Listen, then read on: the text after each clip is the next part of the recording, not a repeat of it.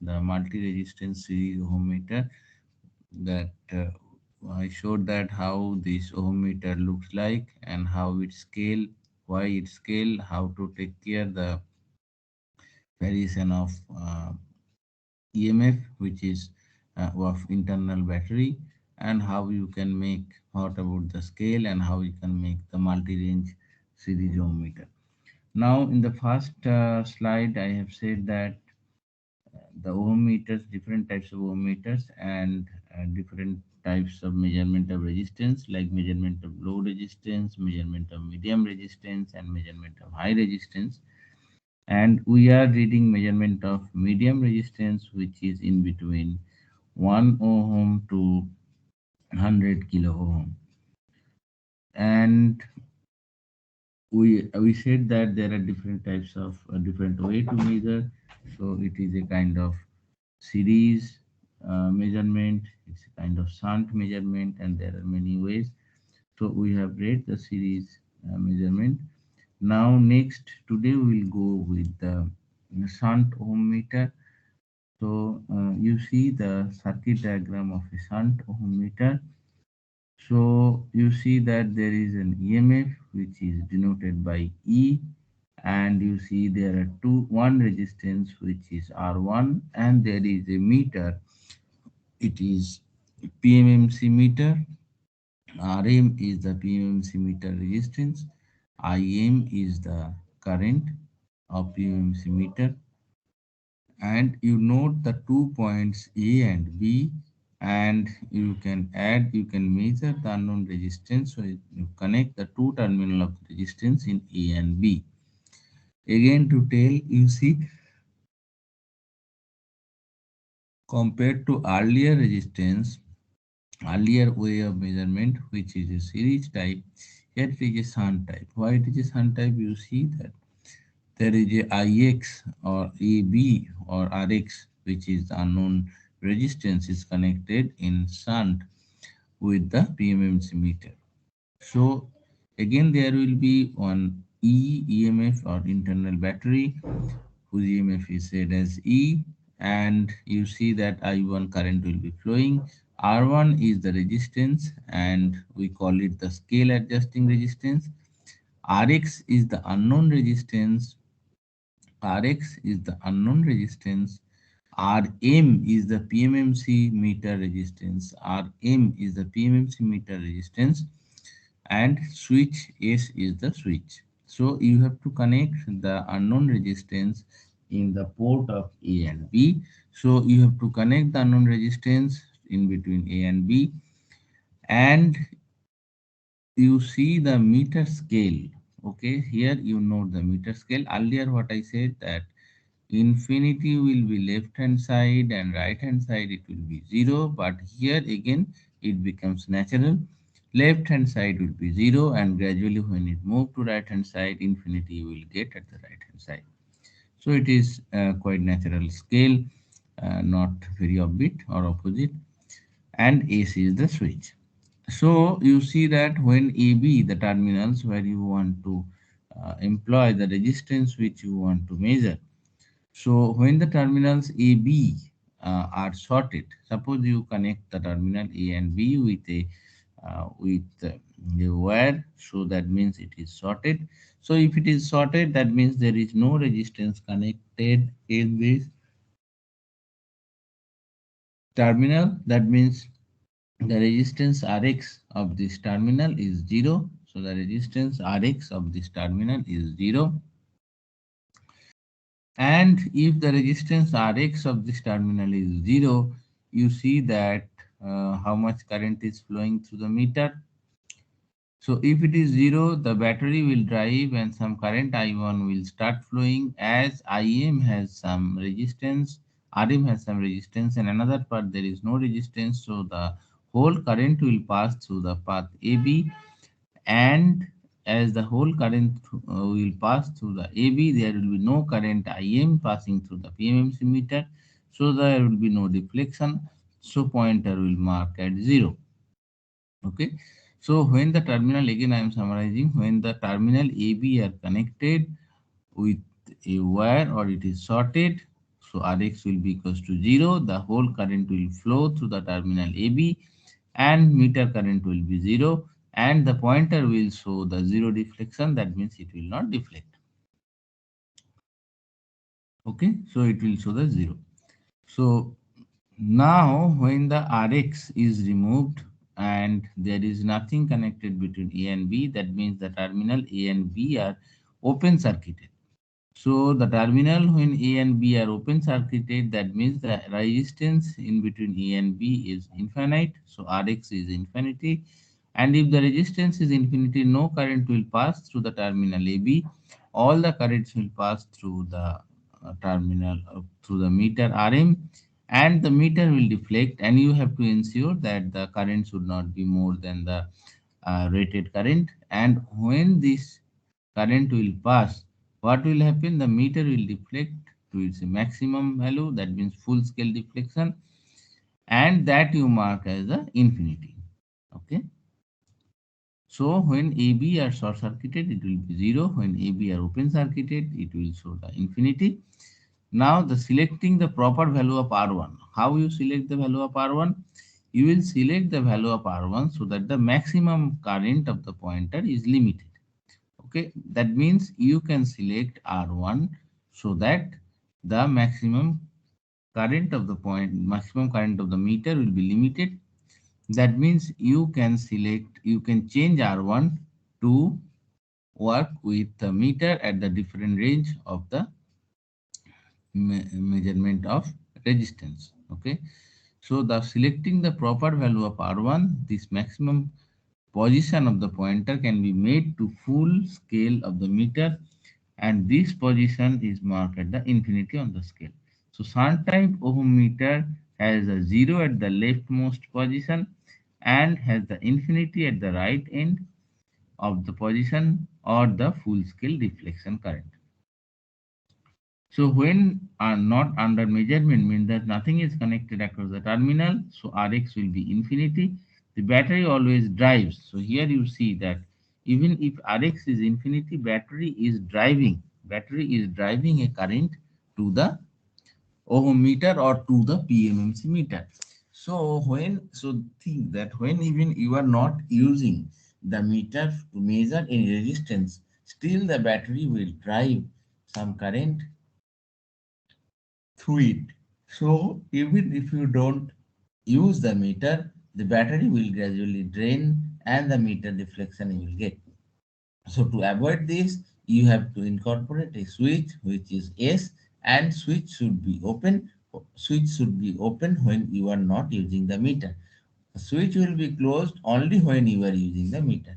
If you close the switch always, what will happen? The meter will deflect always, even if you are not measuring resistance, and the battery will drain very quickly. This is one disadvantage you may say. So this one I am reading again. When the meter is not under the measurement means that no resistance is connected in between A and B, so Rx will be infinity. The battery always drives the full scale deflection current to the meter. It is thus essential to disconnect the battery with the help of a switch so that the current will not EMF will not work and current will not go through the meter, and the battery will not be drained.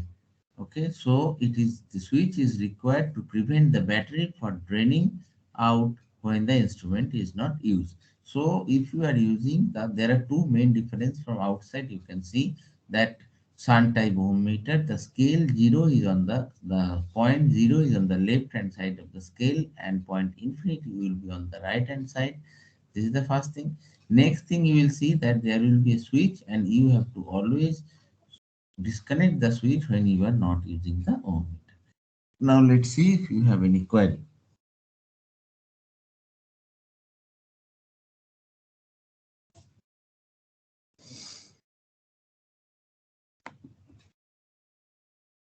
Okay, there is nobody wrote anything in the chat box and nobody also asking. So let's proceed to the next pages.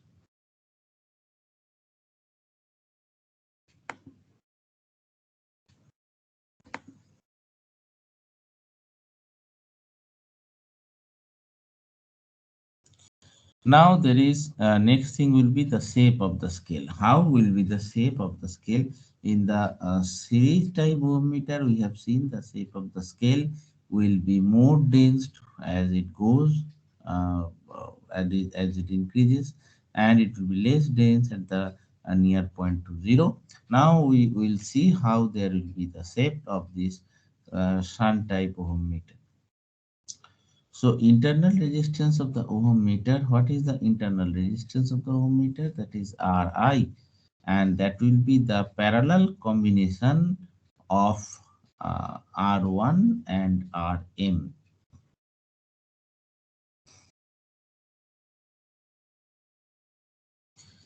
When the terminal AB is open,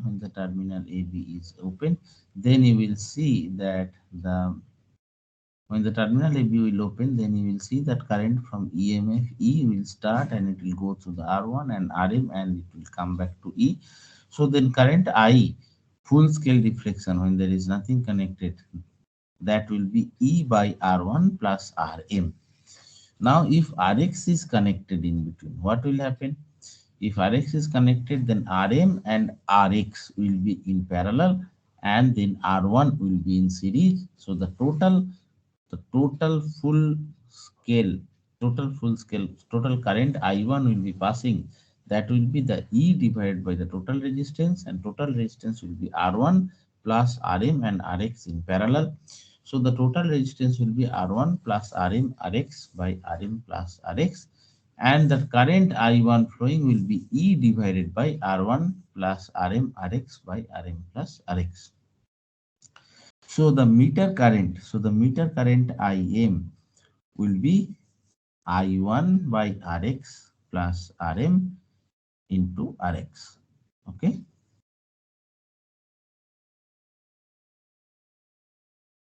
And if you substitute the I1 with the previous values, that means E divided by R1 plus Rm and Rx parallel. So then you write E divided by R1 plus Rm Rx parallel into Rx by Rx plus Rm. And if you simplify it, you will see Rm plus Rx will be cancelled out because it will go to numerator, and in denominator there is Rx plus Rm.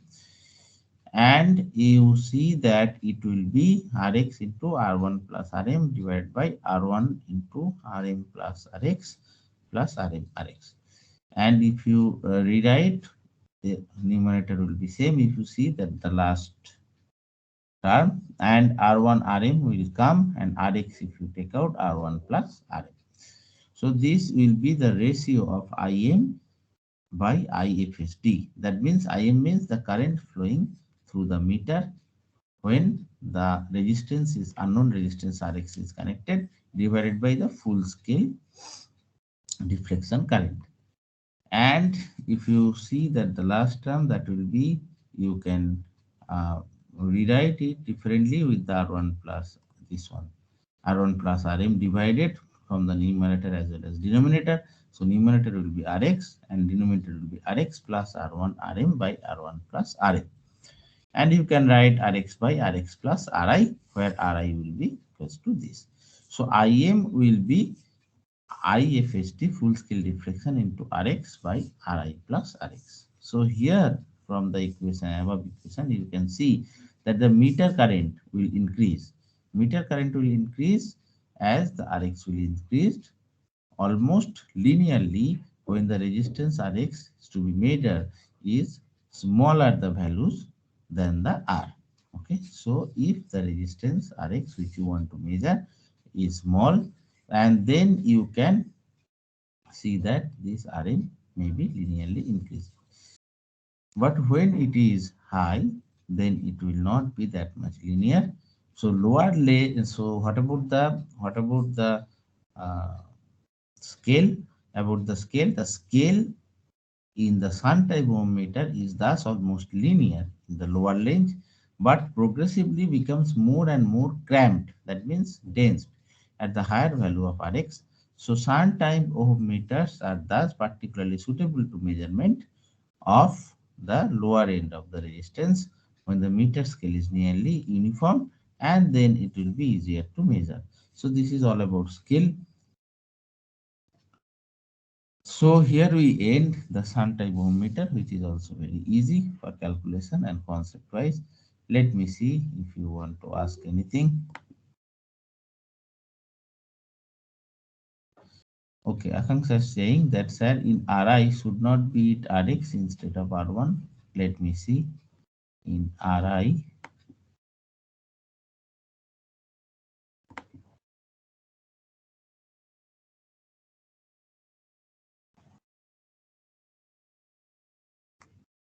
which equation? Sir, in Ri should not be Rx instead of R1. Okay.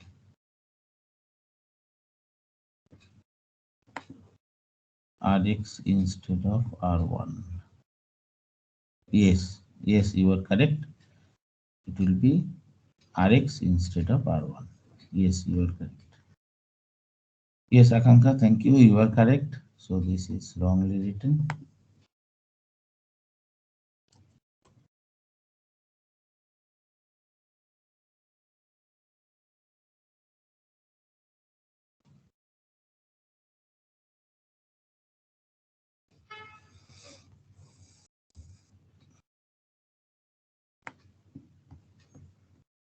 Okay, you are correct. So let's move to the next method.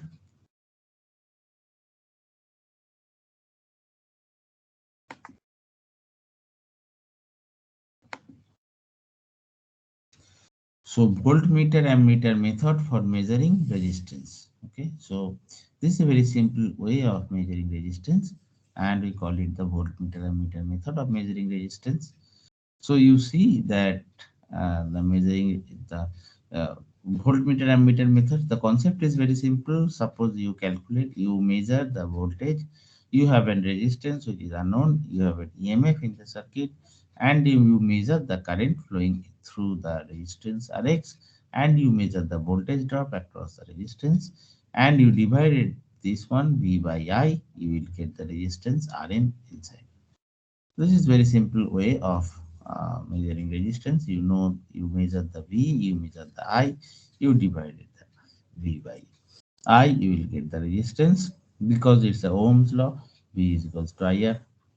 So it is called the voltmeter ammeter method of measuring the resistance. So Rx is the true value of the unknown resistance, Rm is the measured value of the resistance, Ra is the, so few things we are not considering when we say that directly you go for V by I, that there is a resistance of Ra, resistance of ammeter, there will be resistance of voltmeter. So you know that the resistance of ammeter will be as small as possible, but still there will be some resistance of the voltmeter will be as high as possible, and let's say Ra is the resistance of the ammeter.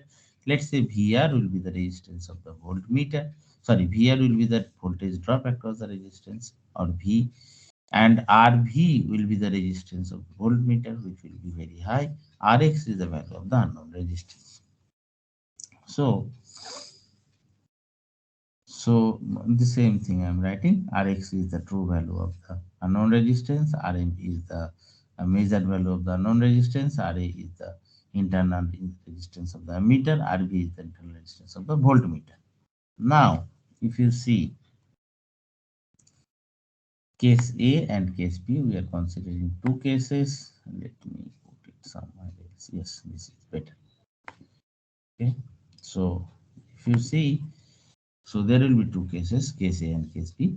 So case A, in this circuit, the ammeter is connected directly with the unknown resistance. You see the ammeter is connected directly with the unknown resistance, but the voltmeter is connected across the series bef- before the or across the series of the combination of ammeter and the resistance. We are not directly connecting voltmeter across the Rx. In this method, what we are doing in this circuit, you see that the connection is made. Ammeter is connected just before the unknown resistance, but voltmeter is connected, which combines the ammeter and the unknown resistance. So in voltmeter, the voltage drop will be the addition of voltage drop in ammeter VA and the VR. Okay. So the voltmeter is connected across the series combination of ammeter and the resistance. So the ammeter measures the values of the current through the resistance, but the voltmeter does not measure the true value of the voltage across the resistance, because it's measured the voltage across the ammeter plus the voltage across the resistance. Okay. So the voltmeter measures, so the voltmeter So voltmeter measures the sum of the voltage drop across the ammeter and the unknown resistance Rx. So now if the voltmeter reading is V and the ammeter reading is I, the measured value of the resistance Rm will be equal to V by I if we neglect the Ra. However, if we add this one, we will see that the voltmeter measurement V will be the VA plus VR. So V will be equals to I RA. RA is the ammeter resistance plus IRX. I is current flowing through the ammeter as well as the unknown resistance Rx. So V will be equals to I into RA plus Rx. This is what. So V by I will be equals to Rm will be Ra plus Rx. So when you are trying to measure in this way that the resistance Rm and so the resistance Rx, so this will become the measurement of the resistance. If we divided V by I, it will be Ra plus Rx. So the measured value Rm of the unknown resistance is the slightly higher than the true value of R by the quantity Ra, which is the internal resistance of the ammeter. So it is also clear from the above that the true value is equal to the measured value only if the ammeter resistance is 0. So if ammeter resistance is 0, then the true value will be equal to the measured value. Otherwise, true value will be little bit less than the measured value, because we need to incorporate the ammeter resistance, and the measured value will be ammeter resistance plus unknown resistance. So the error in this method in the measurement will be epsilon will be equals to Rm minus Rx by Rx. That means Ra plus Rx minus Rx by Rx. So Rx will cancel out from the numerator. So error in the measured resistance will be Ra by Rx. So now if we assume that Ra will be very small than Rx, because ammeter resistance will be small and which will be very small than, which will be much smaller than Rx, we can assume Ra by Rx tends to 0. So in other words, if the resistance under measurement is much higher as compared to the ammeter resistance Rx Ra, then the connection source in A can be employed without involving much error. Okay, the error will be negligible. Therefore, the circuit in this shown in case A should be used for measurement of slightly higher resistance values, so that the resistance values will be higher than the uh, ammeter resistance Ra. Okay, that is all about it. Now, case B. Okay, just let me see if there is any query.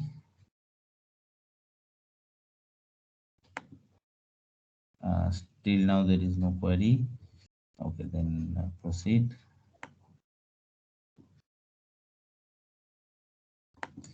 So case A we have seen. Now the case B. You see the case B. You might be thinking that what will be wrong if V is connected just the terminal AB or across the unknown resistance. So there is something also not perfect if you do it. So in case B, we will discuss such.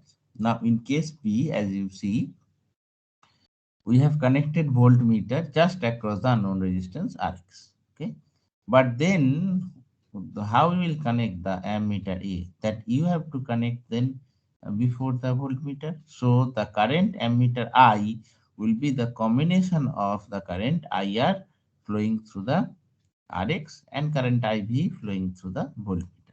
Although we will say that the current flowing through the voltmeter will be very small, sure I agree, but there will be still very small current flowing through the voltmeter, because otherwise voltmeter will not be deflected.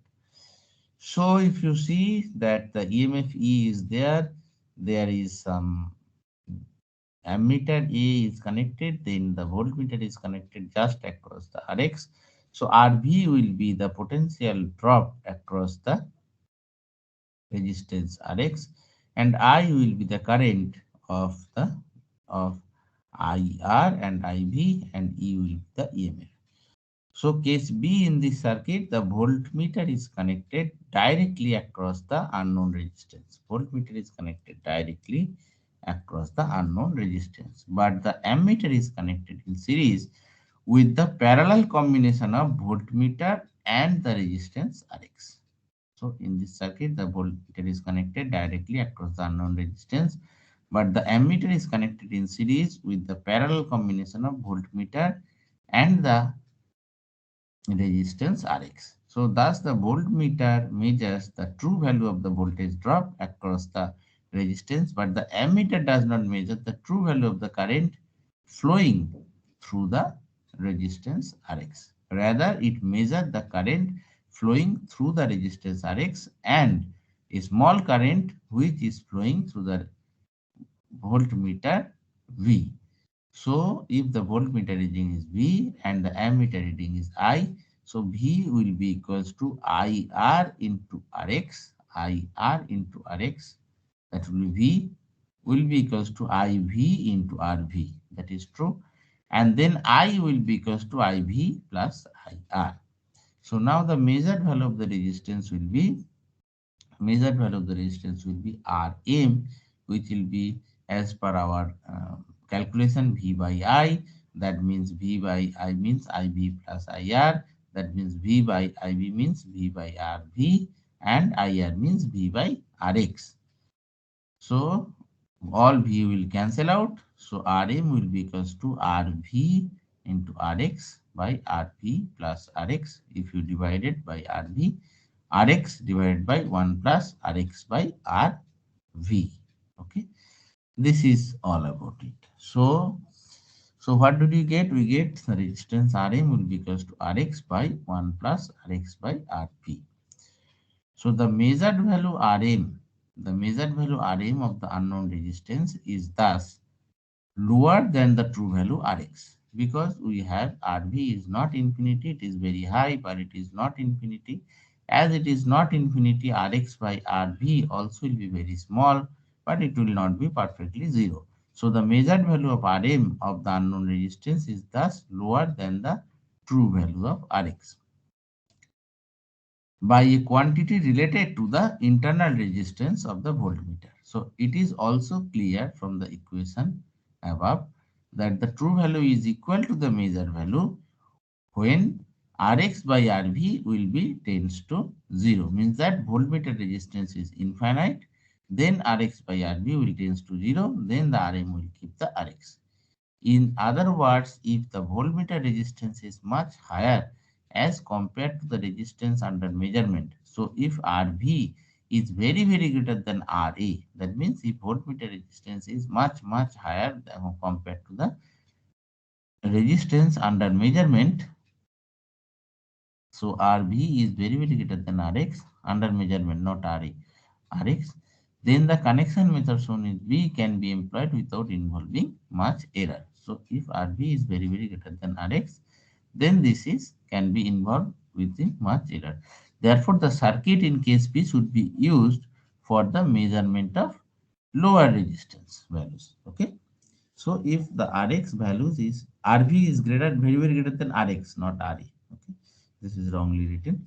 So if Rx is uh, Rv is very greater than Rx, then Rm will be perfectly measured. So the case B will be suitable for measurement of little bit lower resistance. Okay, and whatever we have seen in case A, so case A will be here it is written case A will be suitable for measurement of little bit high resistance of the value. So even we are going for a medium range resistance. So if you feel that the resistance values at the lower end of the medium range, then we can go for the case B. If it is little bit higher range of the medium value, then we can go for case A. That is the final submission. Now tell me, with this we end the section measurement of resistance which has the medium in medium range, that means 1 ohm to 100 kilo ohm. Now tell me if you have any query. Let me see the meeting room.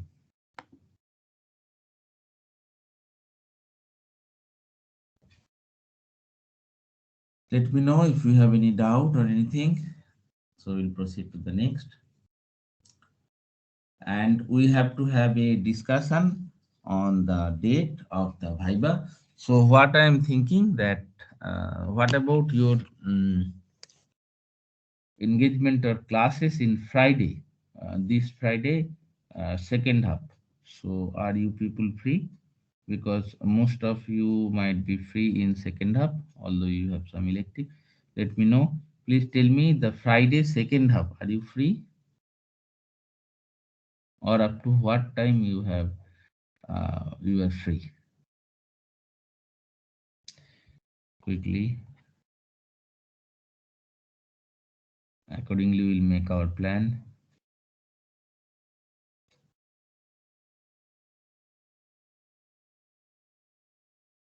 So in Friday from 3 p.m. are you free?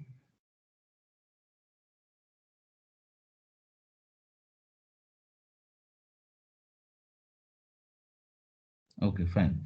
So let's do one thing. Let's start the Viva in this Friday from 2 p.m. and uh, we'll proceed Friday, Saturday, and Sunday. 3 days are more than enough because if you start from 2 p.m., so Friday 2 p.m. If we start from Friday 2 p.m., then what will happen? We can go up to 9 p.m. So I think you people will not go to sleep. Up to mid-sem, yes. To mid-sem. And we can go up to 9. So I will make a plan that how many students will be on Friday, how many students will be on Saturday, and how many students will be on Sunday. So this way we have to cover, otherwise it is not possible to do face-to-face Viva, which is very important in distance learning. So the rule is that you will sit with your laptop and you will keep laptop little bit far away, maybe 3-4 feet away, so that I can see you properly. And then I will ask questions. And question means everything: short questions, long questions, even derivation. That also I can ask.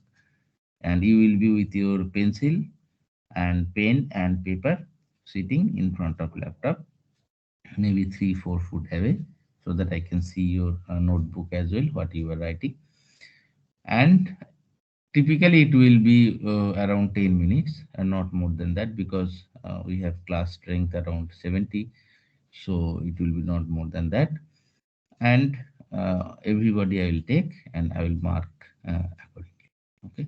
So exact roll number wise, I will write you one email so that you will be you can take preparation for that. Time slot, everything you will be knowing. And one more thing, you don't ask whatever question is asked in Viva, and those who are having completed Viva, you also please don't disclose the questions, because the syllabus is small and questions might be repeating. And those who are having Viva later, they should not get help from those who had Viva earlier. So please don't disclose the questions. You also please don't insist your friends to tell about the questions. And this thing you should maintain. This is all about the Viva. Next thing is that Viva, let me write finally. So it will be 22, 23, 24. So 22 to 24.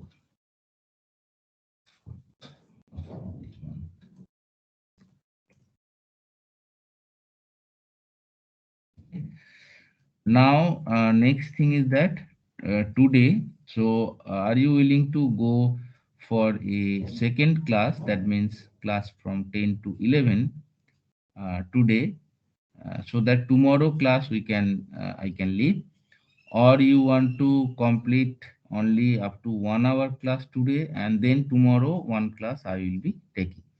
So whatever you like, that way I could go. So either two classes, that means one more classes after this class today, or tomorrow there will be one class. If I take one more class today, tomorrow there will be no class. If I don't take one more class today, tomorrow there will be class. So whatever you like, that way I can go. Please tell me which one will be convenient to you.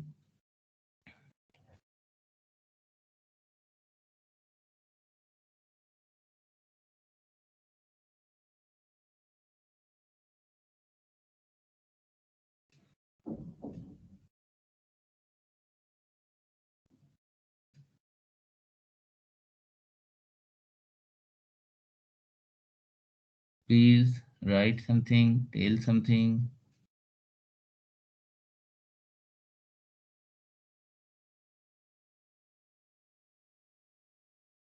Is it fine if I go for a class today after 10 and leave tomorrow?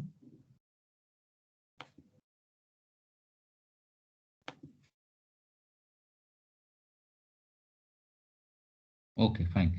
So then let me take two classes today and then leave tomorrow. Tomorrow you can first have, you will be free because you don't have much class. So, okay, then let's start continuing our class. Okay. Okay, Ganapati is asking that there will be two vivas in this course. Yes, most probably. Most probably there will be two viva, or at least two vivas in this course.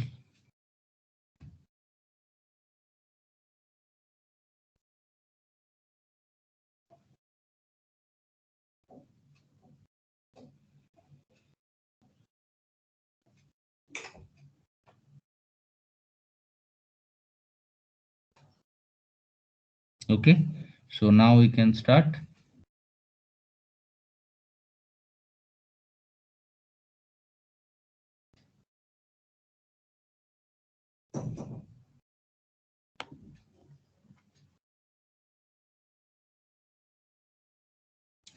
Okay, now VA method we have done. So we have done all of our methods for measurement of medium resistance.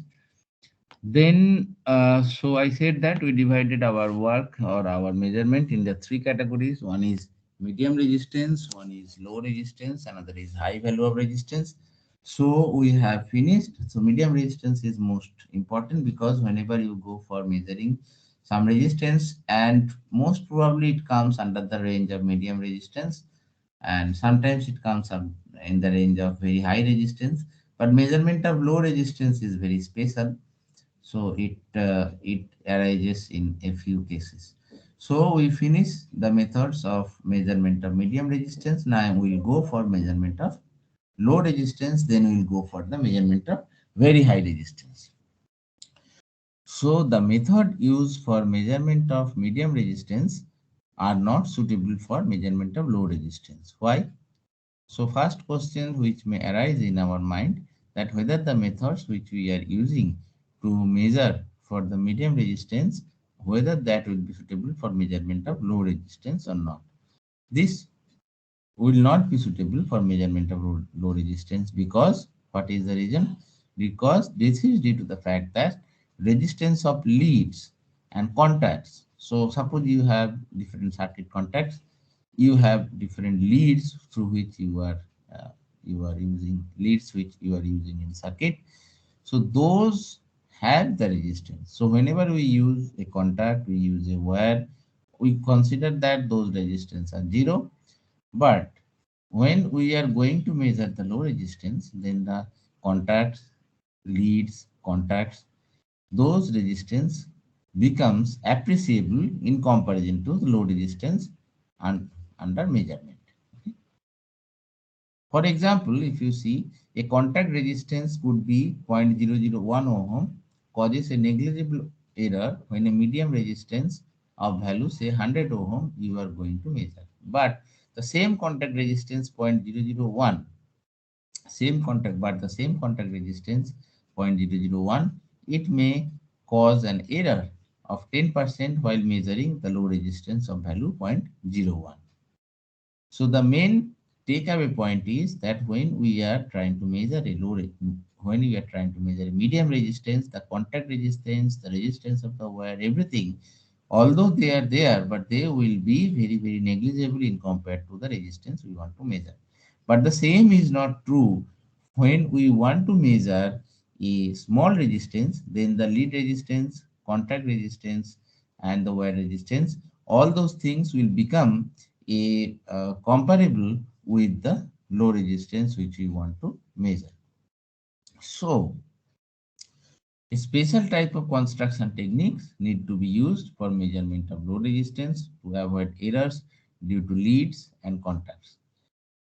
So we need a special way of measurement or a special mechanism of measurement so that all those to avoid the resistance due to contacts and leads and all those things. So different methods are used for measurement of such resistance. Different methods are used for measurement of such resistance.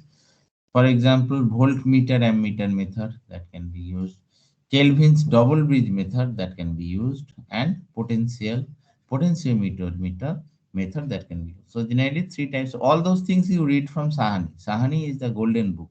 So they mentioned everything, every detail.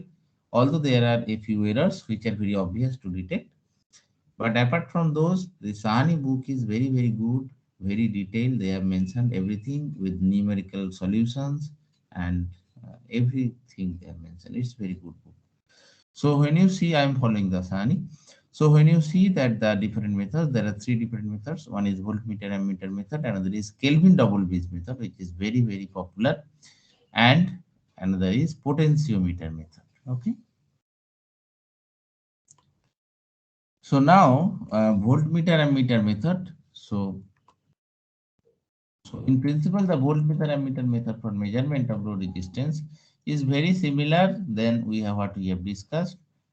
What we have discussed is very similar than what we have discussed earlier, just before.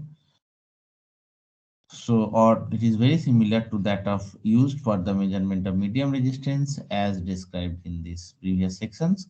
So this method, due to its simplicity, is very commonly used for measurement of low resistance when accuracy of the order of 1% is sufficient. So the resistance element to be used for such measurements, however, need to be of special construction.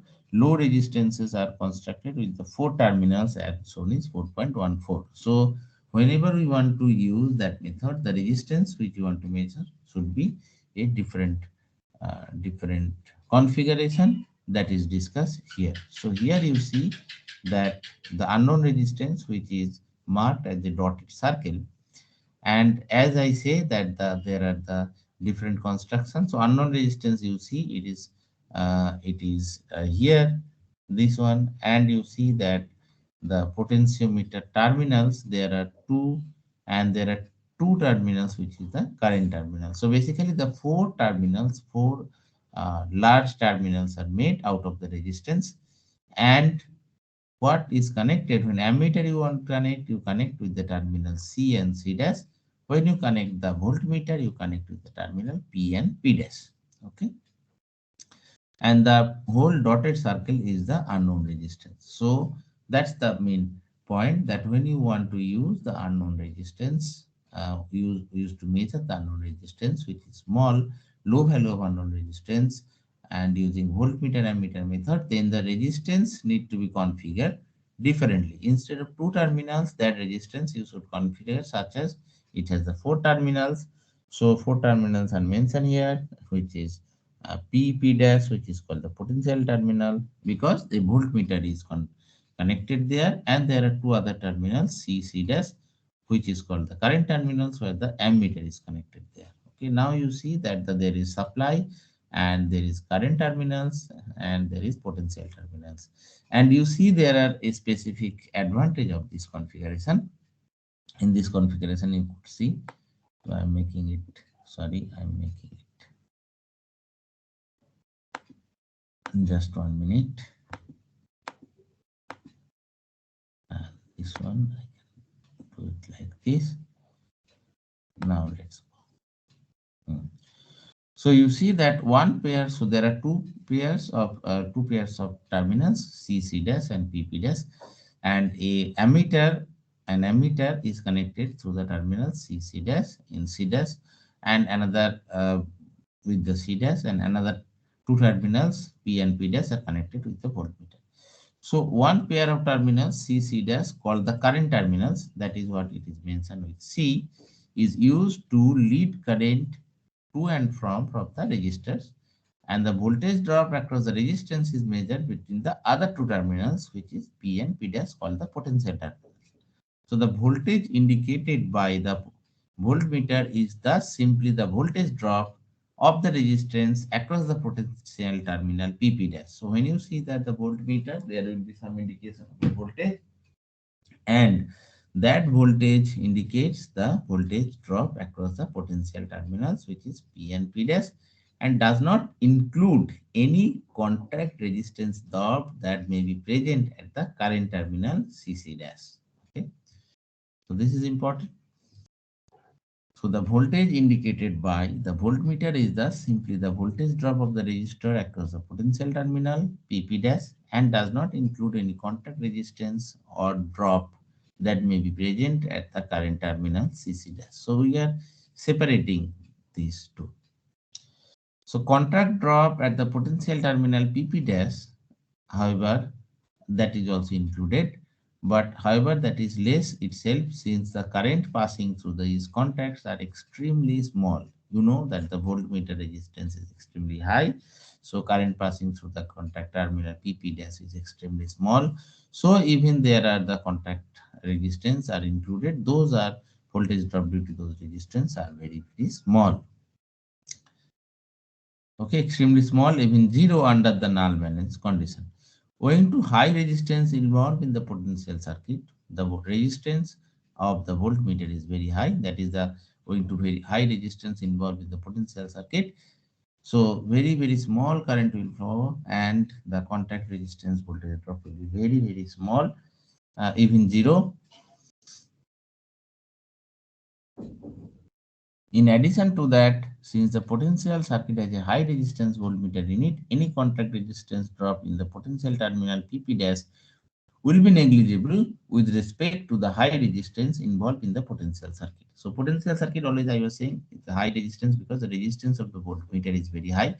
So it is so high that if any contact resistance at P and P dash are there, so it will be negligible compared to that the high resistance V, and if you add these small resistance, this high value will be that value only, because it might be, so in voltmeter it might be in meg ohm range, and in P and P dash it might be 0.001 ohm range. So if you add this one with the meg ohm, what will be the difference? There will be no difference. It is almost more than 10 to the power 6 or 10 to the power order of 10 to the power 8.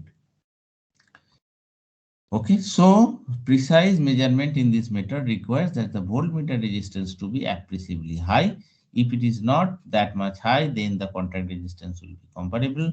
Otherwise, the voltmeter current will be an appreciable fraction of the current actually flowing through the ammeter, and the series error may be introduced in this measurement. So in this way, what we are doing, we are separating the two terminals through which the ammeter is connected, and two other terminals where the voltmeter will be connected, and we need to have a voltmeter whose resistance is very high, so that the contact resistance will be negligible, and we can measure the low resistance values.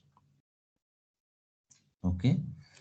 Now, if it is clear, then we'll go for the Kelvin double bridge method, which is also very popular to measure the small resistance, which is very popular. And most of the time you will hear the term Kelvin double bridge method.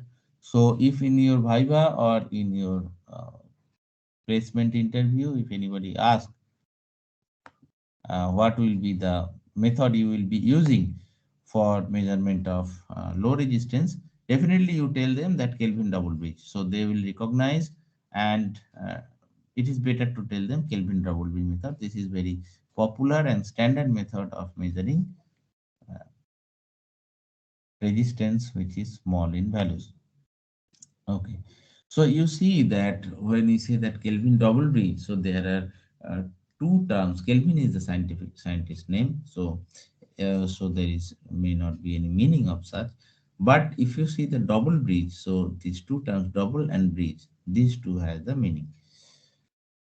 So that means it will be a bridge circuit and somehow it will be double bridge circuit. I will be coming to that about the arrangement and all. But Kelvin double bridge method is one of the best available method for measurement of low resistance. If you want to measure the low resistance, Kelvin's double bridge method is one of the best available methods. That is what I am saying. If interview, if anybody asks that what will be the method you will be using for measurement of low resistance, you should tell them it is Kelvin double bridge method. Actually, it is a modification of Wheatstone bridge. That's what the bridge is coming. So bridge circuit, it is a modification of the bridge circuit, and definitely no AC EMF will be, no AC current will be considered in it. So it will be a DC bridge, and you know the Wheatstone bridge is the DC bridge. So it is actually a modification of the Wheatstone bridge, in which the errors occur due to contact and lead resistance can be eliminated. So it is basically a Wheatstone bridge, and it is a modified Wheatstone bridge where all the errors occurs due to the contact can be eliminated. So this connection of the bridge is shown in the next slide. You see, this is the connection of the bridge. Okay. So here you see the connection of the bridge. So instead of four arms, it has one arm. You see that there are the arms CB and BF, AE, and AD. So there are four P, Q, R, S. Um, okay, but you see that there are, you note that capital P and small p, you should not confuse with both capital P and small p. This is capital Q and small q. Okay, this is capital Q and small q. This is capital P and small p. And this is S, which is a variable resistance, and this is capital X, and this is small r. Okay, and this is E. So if you see, it is a double bridge, and the null point will be achieved at this point at the galvanometer.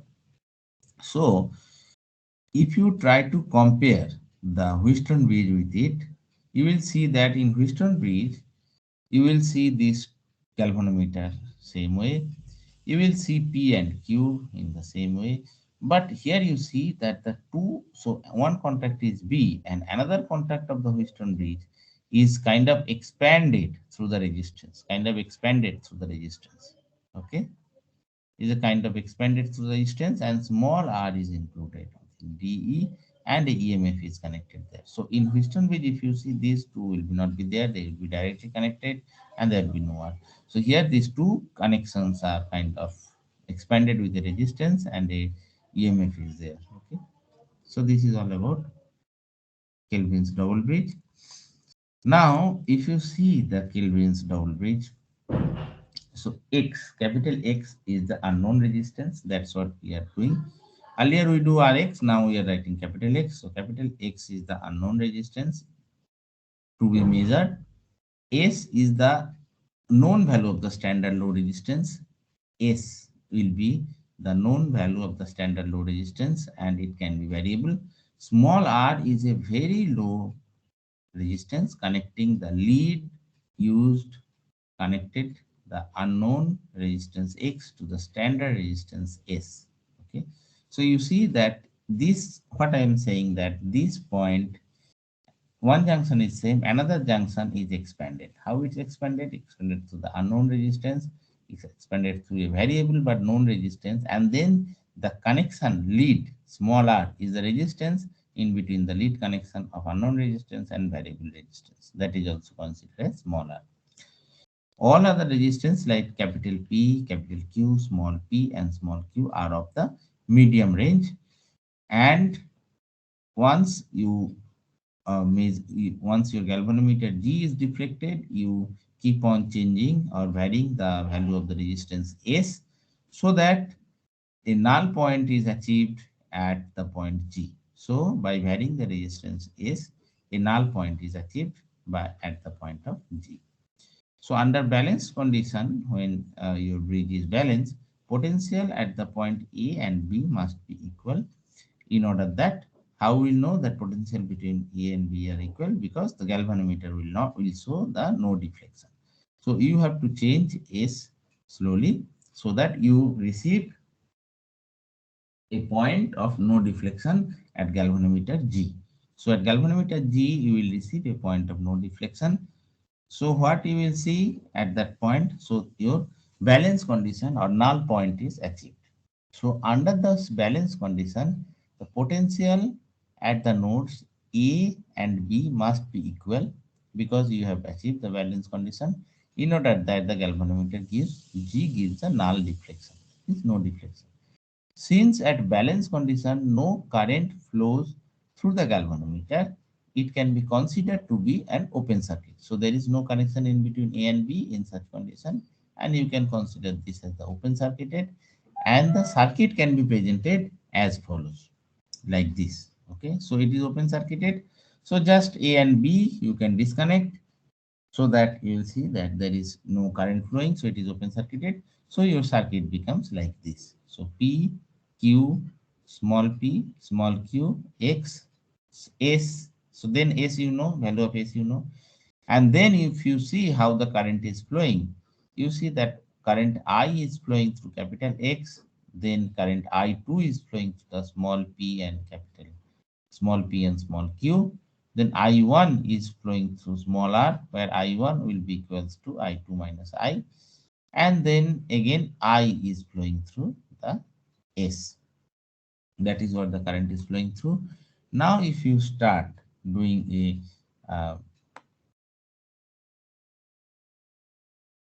if you start doing this Ohm's law or Kirchhoff's law, you will be getting that. Before that, let me see if anybody has asked anything. No, there is no query, nothing. So we can proceed.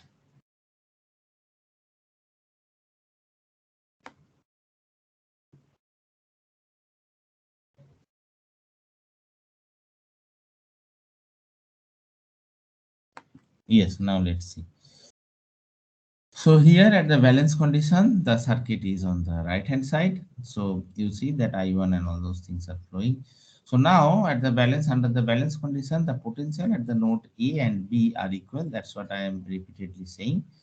So we have VCB. So where that VCB and will be VCDA, right? Because from C, if we start, VC is the potential difference at between at B, and that will be VCDA. VCDA. So VCB will be equals to VCDA. Now VCB will be equals to the E into P divided by P plus Q. Okay. So because if you see that the E is connected at the terminal C and F, so we have the potential difference at E at the terminal C and F. And if you see that the E divided by P plus Q into P will be the potential difference at CD. Now, if you consider the VCDA, that means potential difference at CD and potential difference at DA. How it will be? It will be X into I, right? X into I plus P into I2. That's what we are saying. So I2, how did you get the I2? So I2 will be a function of I. So I2 will be equals to I divided by small r plus small p plus small q. Okay, you consider this DE part. Okay, DE part where you have a potential divider. In one arm, you have the smaller. In another arm, you have a P plus Q. So what will be the current I2? I2 will be I divided by whole resistance P plus Q plus R into smaller, that current will flow, and that will be the I2. So what will be our VCDA? VCDA will be equals to I into X plus I into I2, and I2 will replace as the R divided by small r plus small p plus small q. So we get X I if you take out x plus PR divided by R plus P plus Q. Now the supply voltage E. What will be that E? E will be VCD, this voltage, plus VDE, this voltage, plus VEF, this voltage. So if you see what is VCD, it is I into X. What is VDE? It is I into I1 into R, and that will be equals to I plus P plus Q plus small r into P plus Q into small r. Okay, plus I into S. That is what? So E will be, if you take I out, capital X plus capital S plus P plus Q divided by P plus Q into R divided by P plus Q plus R. That's what E we get in terms of I. Okay. So now from the equation you see 4.4 and 4.16. Now we keep it up. So if you see 4.14, 4.15, 4.16, and if you use the equation 4.14 and 4.16, what will be the value of VCB? So if you see that the VCB 4.14 will be E into P by P plus Q, if you substitute E in here, you will get VCB will be equals to P by P plus Q into I multiplied by X plus capital S plus P plus Q into R by P plus Q plus R into A. That's what if we substitute E here, from it you will get like this. Small a you will not get most probably. So this is small, wrong.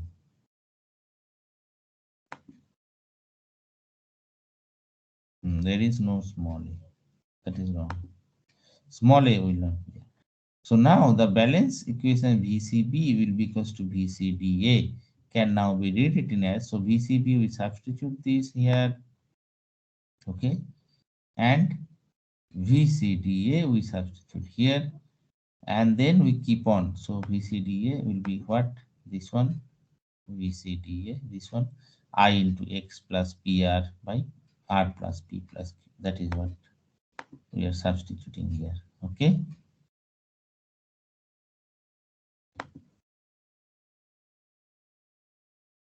Okay, and there is no so now if we keep on simplify these terms, so because we got P plus Q multiplied here, so we got 1 plus Q by P, so I will cancel out, you will get X plus S plus P plus Q by P plus Q plus R into R will be equals to 1 plus Q by P into X plus PR by R plus P plus Q. Okay.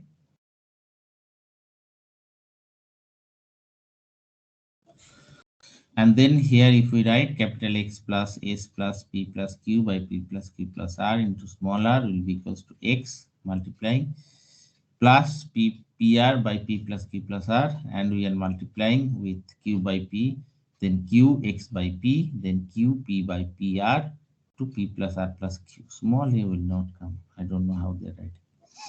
It will be omitted altogether. So S plus P plus Q by this into R will be this capital X will be cancelled out, will be PR by R plus P plus Q plus Q by P into X plus Q by P into PR by R plus P plus Q. Then we write Q by P into X. Okay, this one.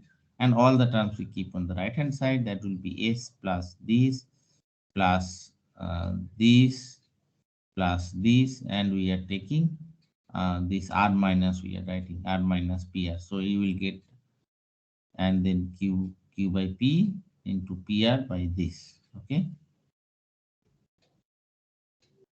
Just wait, how this term is coming. S plus this plus PR by this plus Q by P by PR by this. R minus most probably will not be there. Oh, sorry, it is not R minus. This is multiplied by R. Huh? This is fine. So this line is fine. So it will be equals to Q by P into X equals to S plus PR. We are multiplying by P plus R plus, and QR, the QR we are multiplying by this minus PR by this minus Q by P into this. And then if we do q by p into x equals to s plus qr, this one minus q by p into this, because this pr will cancel out. And the last term, if you see that q by p into x will be s plus qr by p plus q plus r. And if you take out, it will be 1 minus q by p into p by q. That's it. A will not be there. No. So, okay. So, if you see this, the second quantity of the equation 4.18 will be q by qr by p plus q by r into p by q minus p by q. This one, okay, will be very small. Will be very small by making. So this can be made very small by making the ratio p by q, which is in our hand, as close as possible to small p. Yes, please.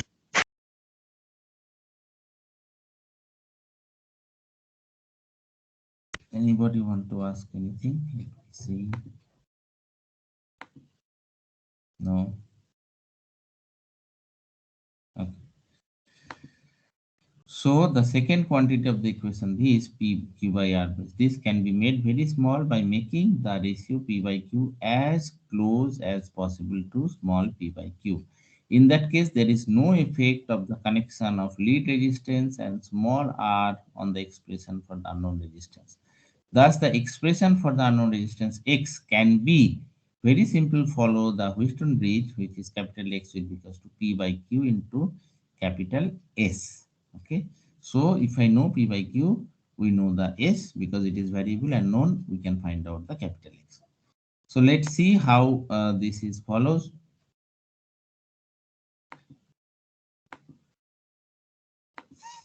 So, once more, I want to recap so that you understand the derivation properly. So this is the circuit, and then we see the VCB equals to VCDA, and we determine CD what it will be and what will be VCDA, CDA, and then we calculate I2 in terms of this I, and then we substitute, we got this. Okay, and then this A will not be there. Again, I am saying this is the wrong thing. So from substitution, we got the CB, and then we calculate the VCB. We equate VCB equals to CD plus DA, and that's what we did. There will be no A here. Please note it. No term consisting of A. All the A will not there. There is no terms with A. Okay, this you have to keep in mind.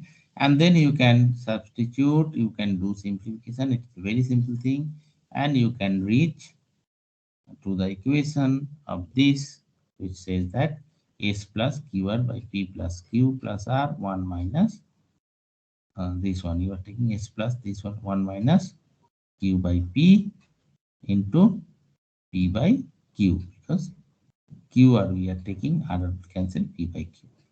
Okay. And now if we say Q by P will be equals to P by Q, then this ratio will be 1, and 1 will cancel out. This there will be no A. You please note it. So everywhere whatever A is written, it is wrong. There should not be any. And then you see q by p into x will be equals to capital S. That's what I was mentioning there, because this term will be 0 as q by p ratio and small p by capital Q, small q will be same, this will be 0. So p by q into x will be S. So if you see, that is coming here. So if we know that the capital S, if you know that the P and Q, we can find out the unknown resistance of capital X. If you know the capital S. This is the working principle of Kelvin double bridge. Now let's go. There are a few issues which we'll be discussing. And now I want to ask if there is any doubt regarding the derivation, because the small a written wrongly in the slide is may create some problem. You have to avoid, just there will be no a, and then you follow it. It is very simple derivation. You will reach the final expression. So hope all of you understood this, as there is no query, so I can proceed further.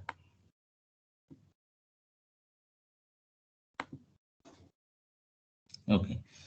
Now in practice, So I said that capital P by capital Q will be equals to small p by small q. However, in practice, it is never possible to make the ratio small p by capital Q exactly. We are saying that exactly equal to capital P by capital Q, because there will be some tolerance in the resistance. Even if it is a very good resistance, still there will be small tolerance. Thus, there will be always some error. So now if we consider the error, even if we try our best to make the ratio of capital P, capital Q and small q are equal, still there will be some error. There will always be some error, a small error. So the error we consider as the delta. So we wrote delta will be equals to capital P by capital Q minus small p by small q. So this is the error in between the ratio of the two resistance. We try to equate. So our ideal condition, whatever we said, that delta will be equals to 0, but delta may not be always equals to 0. So we may have some values of delta, and we can write that value is P by Q minus small p by small q. So if we write that, what will be our x? Capital X will be equals to P by Q into S plus Q by P plus Q plus R into delta into R. Okay, that is the case. Or QR into delta by P plus Q plus R. It is thus always better to keep a value of small r as small as possible, so that the product delta into small r, you see the delta into small r we are keeping. So if small r is as small as possible, then what will happen? That delta into small r will become very small, and therefore the error part, what is error part? That part of the second part which is consist of delta can be neglected, and we can assume again the balance condition capital X will be equals to P by Q into S. So what we are trying to say, I was trying to say that P by Q ratio may not be exactly the same, capital P by capital Q and small p by small q. So we assume it is a delta, and we write in such a way the expression that it becomes delta into R. Even if some small amount of delta exists, we can keep small r as small as possible, very small, so that delta is even small. So delta will become very small. So altogether the right hand side of the equation can be neglected. Again we get capital X equals to P by Q into capital S. So you see again that small p, small q, all these are not coming. Only P, Q and S will give you the value of unknown resistance. So again, in order to take account the effect of thermoelectric EMF, what is thermoelectric EMF? As there is a junction and there might be the difference in temperature, then there might be some current may flow. So two measurements are normally done with the battery connection reversed. So what we do, that a connection of battery is made, and then we calculate, we took everything, X are calculated, then we make the reverse connection of the battery, and then again we calculate it. Okay, and then we average these two unknown resistance of two readings, and then we get the value of unknown resistance. So the way we do half of the readings in the battery polarized position plus minus, and then reverse the plus minus position of the battery, take half all the readings again, and then make average of all the readings. You will get the value of unknown X. So this is all about the Kelvin double bridge. Now, if you tell, if you understand, or I need to explain it again, or there is any query. Even if you want me to explain it again, you can ask. So I can explain it again. There is no issue. But you should understood this. It is a very important part of measurement of low resistance. Tell me if you have any doubt, or if you understood everything correctly, so that I can proceed to the next subsection or section.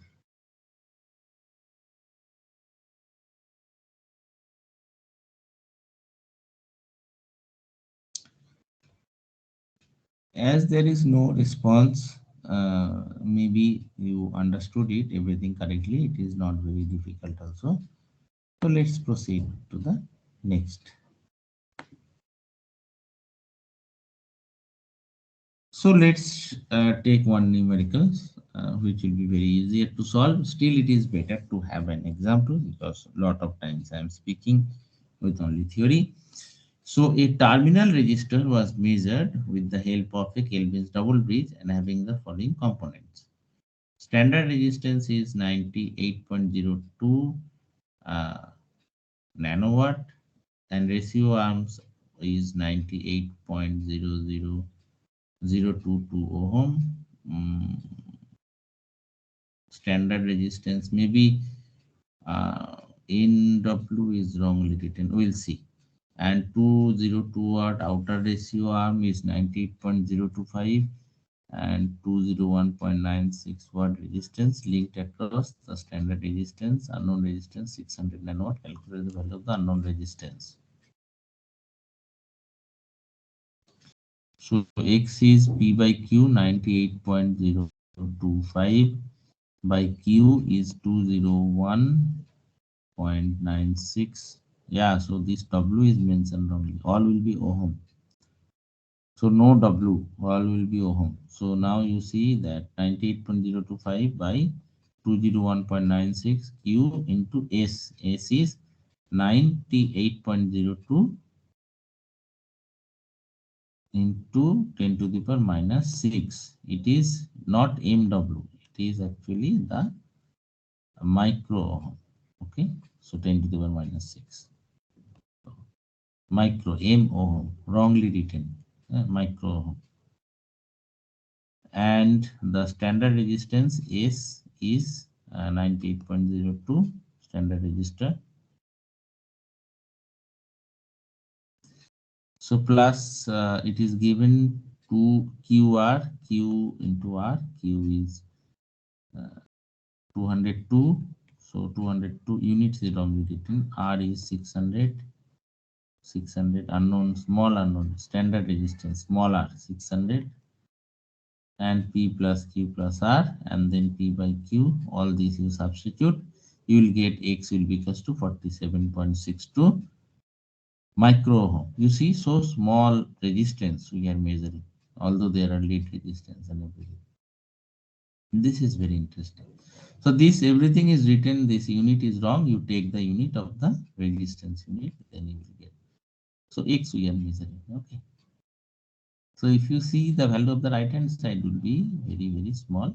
Still as the values are available, we are substituting there and we are getting X. Okay.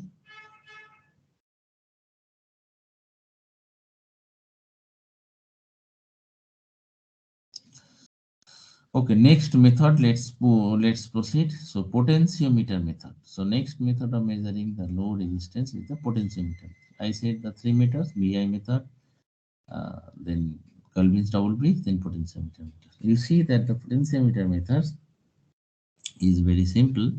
So you have a stabilized DC power source, and then you have a unknown resistance, and I current is flowing. You have ammeter. You have a sorry, not unknown. You have a variable resistance, and I is current flowing, and there is ammeter A. You have another resistance X. You have another resistance capital S, and then if you see that the current I is flowing, then there is one X, there is one S, and you have the commutator. There are two connections, one and one dash, and two dash, and those connection is going to potentiometer. By means of this connection, I mean to say this switch can be connected either to one and one dash, or again if you bring that switch down, it will be connected between two and two dash. So any other connection is not possible, or either it will be open condition. It is not connected anywhere. So there are three positions of the switch that you have to see. One is one dash connected, and there is nothing is connected, everything is open, and there is two and two dash connected. Okay, and it will go to the potentiometer. Now this is the thing.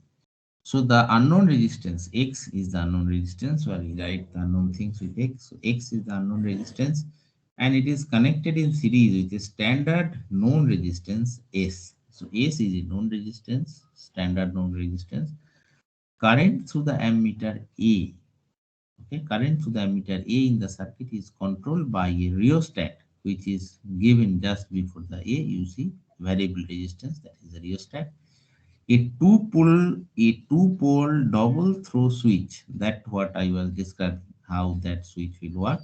So it is called a two-pole double throw switch. Is used to connect either 1 1 dash or 2 2 dash. When the switch is in position 1 1 dash, the unknown resistors, if you see the switch in the position in 1 1 dash, the unknown resistance X get connected to the potentiometer. You see the connection will be like this. It will go through X and potentiometer will be connected with the X. And when the switch is at 2 2 dash position, the standard resistance S is get connected to the potentiometer. Potentiometers are believed to give the reasonable accurate value of the potential. So when you connect it to the potentiometer, you get the potential values, difference values between a 1 1 dash as well as the 2 2 dash. So with the switch when it is in the position of 1 1 dash, the potentiometer reading will be the voltage drop across the X. So Vx will be I into, we assume that I current is flowing always. So Vx will be equals to I into X. Then when we connect the switch to 2 dash, so then the potentiometer is connected with the on the standard resistance S, and we'll get the potential difference Vs will be I into S. Both the time you see that the I current is flowing through it, and if you take the ratio, then the X will be equals to, so if you take the ratio of Vs Vr by Vs, so you will get II will cancel out. You will get the ratio of X by capital S. So if you want to measure the know the value of capital X, you can say VR by Vs into S. That will give the value of. So from the reading of the potentiometer, you know the VR. From the reading of the potentiometer, you know the Vs. Standard resistance S is known. So ultimately, you will come to know the resistance X, which is unknown. So the knowledge, so what are the required? What is the accuracy? So the knowledge of accurate value of the standard resistance S, how accurately you know, that affects the measurement X. And it should be very accurately known. Then only the accuracy of unknown resistance X can be determined. And also the accuracy of your potentiometer. Potentiometers are generally very accurate. And if your VR and VS are both accurately known, you can find out the X very accurately. So also the accuracy of this method depends on the assumption that the values of the current are same always with the time the power supply has not deteriorated, so that current is not different. That's what in the box you see that stabilized DC power supply. That means always it will give the same EMF and the power supply is stabilized. It will not degrade with the time. That is all about. So the accuracy remains that the fact that the values of the current are constant during the two set of measurements. Therefore, an extreme stabilized DC power supply is required. So the accuracy depends on the DC power supply. So you need to have a extremely good stabilized DC power supply so that current I will always be same, and then you measure the two, and then you calculate the unknown resistance X. So therefore, an extremely stabilized DC power supply is required. Value of the standard resistance S should be same order as the unknown resistance X. So it is not only equally known, it should be on the same order. So before prior to measurement of your unknown resistance, you should know the order of the unknown resistance, and then S you should choose in the order of X. The ammeter inserted in this circuit has no other function rather than simply indicating that. So now you might ask that, said I we are not using anywhere. What is the use of the inserting a ammeter in the circuit? So you should the ammeter inserted in the circuit has no other function rather than simply verifying that there is a current flowing through it, and the currents are same. So exact value of the current is also not required for final calculation as currents are getting cancelled out. However, it is desired that the current flowing through the circuit be so adjusted that voltage drop across each resistor is of the order of 1 volt to be suitable for the accurate measurement by commercially available potentiometer. So generally, you keep the DC stabilized power supply such that the voltage drop across the resistor X and S will be in the order of 1 volt or few volts, not more than that. So these are the all issues if you want to go with potentiometer method. So now we end the measurement of low resistance method. Now you tell me if you have any query altogether.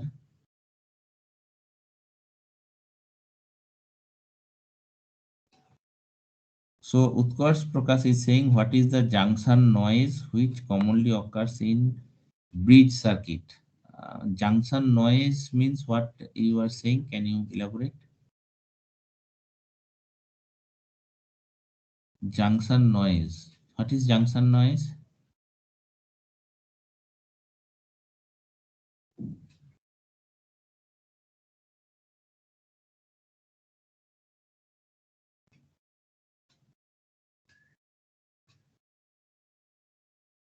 In junction, there may be some resistance which may not be zero due to this solder and different junction composition. But what is junction noise? I am not aware of that.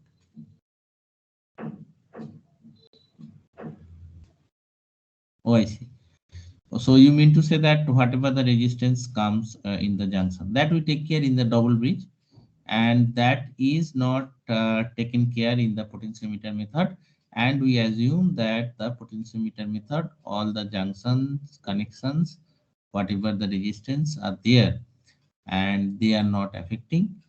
And you see that there are two junctions, then in the capital X and the S, and when the voltmeter is connected, that junction has uh, some small potence, some small resistance can be inserted, and as the voltmeter has a huge resistor, and that can be added to it, and it will be negligible change of the voltmeter resistance, and that will not affect the measurement of voltage. Okay, and that will not also affect much about the measurement of current, as we have a stabilized power supply.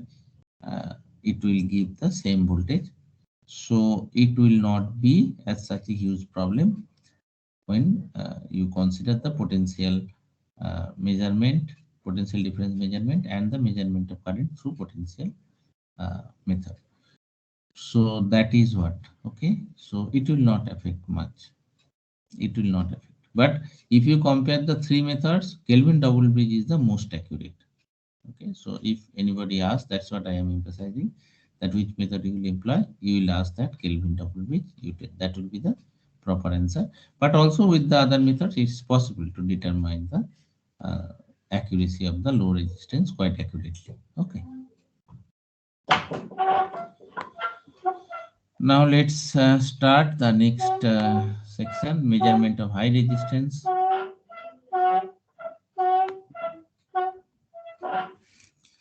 So measurement of high resistance. So there are so the last part of the measurement of resistance. So there are few difficulties. So measurement of resistance means high resistance means when the resistance is very high, it is more than 100K or 1000K, and it's beyond. It's means few mega ohm. It's hundreds of mega ohm like that. Okay? So difficulties in the measurement of high resistance. Since the resistance under measurement is very high value, very small currents are encountered in the measurement circuit. So very small current will pass through the measurement circuit as the resistance value is very high. Surface leakage is the main difficulties. So resistivity of the resistance and the measurement may be high enough to impede flow of the current through it, but due to moisture, dust, etc., surface of the resistor may provide a low resistance path for the current to pass between the two as we measuring electrodes. See, this is interesting. So although I am saying that the measurement resistance is very high, but there might be leakage. What do you mean by the leakage? Suppose you have a two terminals of current and you employ a very high resistance, and you assume that the current will pass only through the very high resistance. But as in the atmosphere, the moisture is present. So the other path, that means with not through the resistance, other path, the path through the moisture and the air, the resistance become low in that path and current may flow through that. Okay, very small current. So that is another disadvantage. That is another issues to be considered. Okay, so two electrodes, other paths with the moisture and the humidity of the air, it may create another path which may be little bit low resistance than the high resistance you employed in between, and then current keep on passing on this path. This is one issue. And the next issue is that the resistance on the measurement has very high value. So very small current encountered in the measurement circuit. That is another issue. Very, very small current will flow through it. Generally, when you say that high resistance, we generally mean that insulating resistance. So whenever you employ two wires through a resistance which is insulating in nature, so the resistance is very high, and you need to determine the insulating resistance, because based on that it depends that how high current you can give the two end. And then if the current is very high and your insulating resistance is not that high, the insulation may break. That is also another issue. Now, if you see this slide, it is the measurement of high resistance. Okay, so if you see that you have a potential and you have a microampere, because very small current will pass. So ammeter microampere will be the proper way of reading. And you see that there must be a circuit guard which is called AB, okay, and there is unknown resistance Rx. So you see that in AB you connected the Rx, so it's very small current Ix will pass through Rx, and it may happen that this path AB, there is another alternative which I was saying with the moisture and all other environmental condition, and it passes current passes directly through AB. That is not desired. If it happens, we can never measure Rx, and the insulation also will break. Okay, so the circuit A is without guard, where this AB can happen. Circuit B is with guard. There is some arrangement we made where the current, another guard, this another joint is made with, you see that IL is flowing there and it is connected, we'll come to it. So without guard circuit and with guard circuit. So if you see the due to, so the point two, what I mean to say that the surface leakage is main difficulties. So the resistivity of the resistance under measurement may be high enough to impede the flow of current through it, but due to moisture, dust, etc., the surface of the resistor may provide a lower resistance path for the current to pass between the two measuring electrodes. So this is what in figure A it's shown, that IL is another alternative path, and it is taking instead of going through Rx. Now, due to electrostatic effect, stray charges may be introduced in the measuring circuit. So flow of these stray charges can constitute a current that can be comparable in magnitude with the low value of current and the measurement in a high circuit resistance. That is also another disadvantage. While measuring insulation resistance, which is very high, that's I was talking, the test object often has considerable amount of capacitance as well. So on switching on the DC power supply, a large charging current may flow initially through the circuit, which gradually decays down. So this initial transient current may introduce a header in measurement. So this is another aspect. Suppose you are try to measure the insulating resistance. So you have a insulating resistance, and as there is insulation is present, so it may happen that it acts as a capacitance.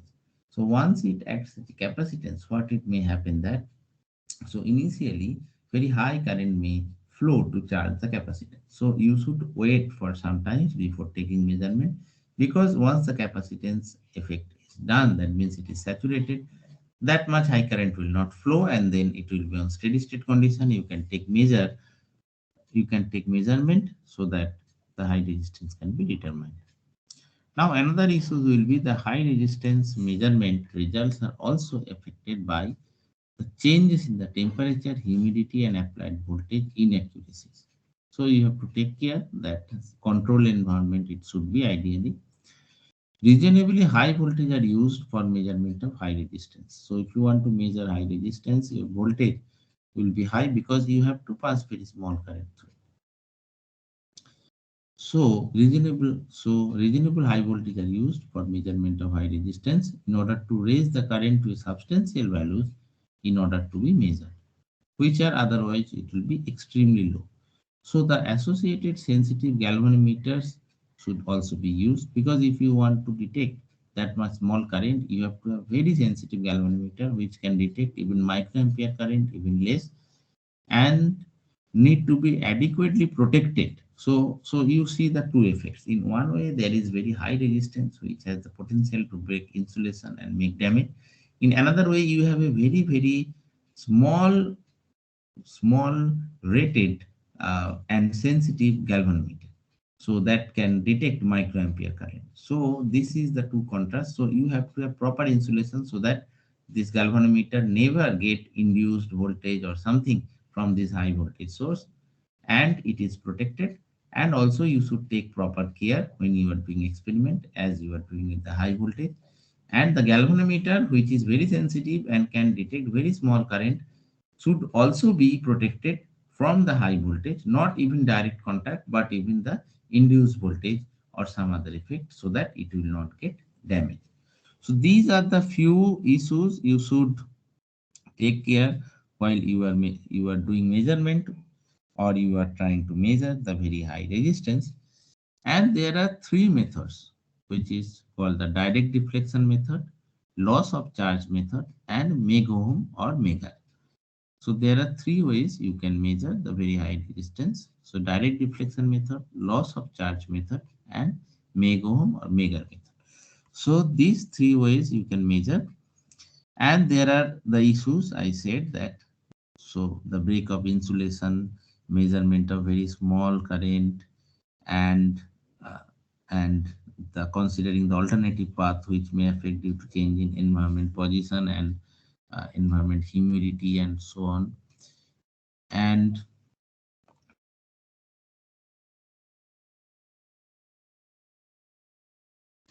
the effect of capacitance, that means you should wait for some time so that the transient decays and then you start taking measurement. So all those things you should consider, and for high resistance measurement. And then there are three methods: direct method, loss of charge method, megometers method, and also so on. Let me see if you have any query in your mind, or did you ask anything?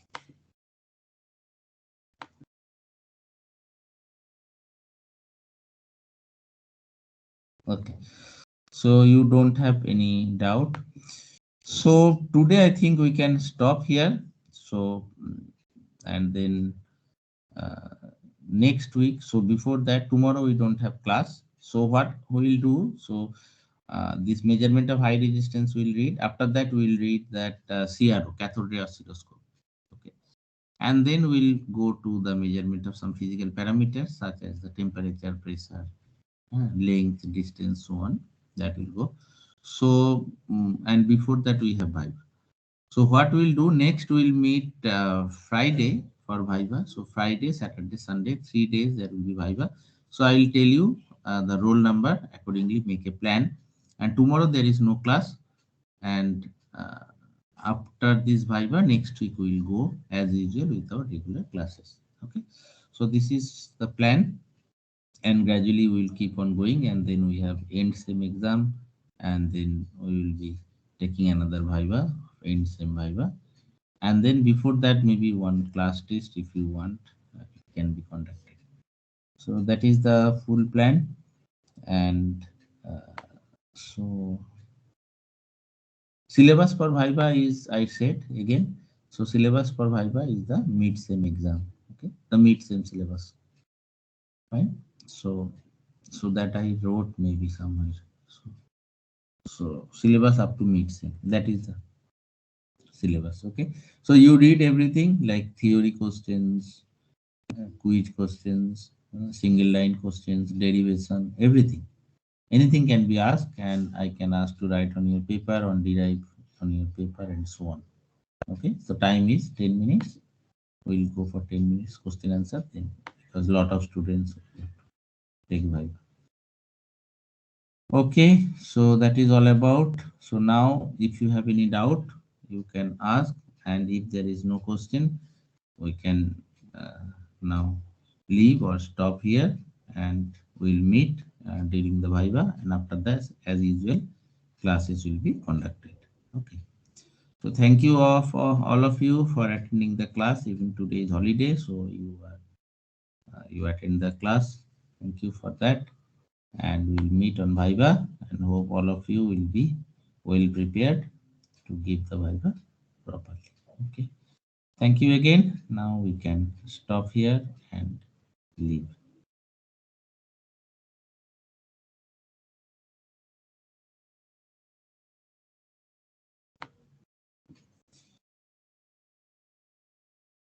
Yeah, that each day 20 to 24, that I'll tell you that which student will give 22, who will be on 23, and who will be on 24.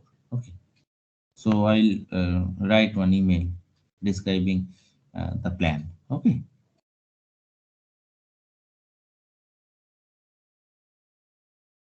Hope that is fine, right?